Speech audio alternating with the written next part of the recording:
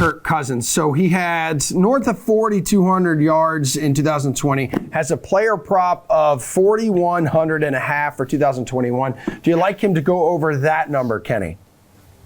I do. I think that the Vikings are going to be good this year. I think that it was a tough season for them, but they showed a little bit of potential. And I think that Kirk Cousins is a guy that you give him an extra game now, and that's the biggest thing with the 4,200 yards last season, or over 4,200 yards.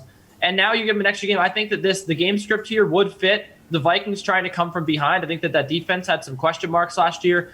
And when you talk about, the talent on this team, he has Dalvin Cook as a passing option. He has been throwing the ball to Dalvin Cook. They've been getting him the ball a lot as a pass catching back. That's why that his fantasy stock has risen up. And I think that ultimately he can help Kirk Cousins get over this total. I know that there's been a little bit of turnover there with the receivers, but I still think that as long as Thielen's there, as long as Cook's there, this offense is going to be good. This team's going to win games, and Kirk Cousins is going to continue to put up 4,000-yard seasons. The guy's just done it pretty consistently now. 5 of the last 6 have gone over 4,000. So I'm willing to take this over here. I mean, Geoff, my only thing is the Vikings have morphed into one of the most run-heavy offenses in football. Yeah, it's interesting to note, like the only year that the Vikings got to 10 wins was the only year that Kirk Cousins failed to get to over 4,000 yards. So it does kind of feel like if their defense bounces back, that it might actually negatively affect Kirk Cousins' yardage totals for the year.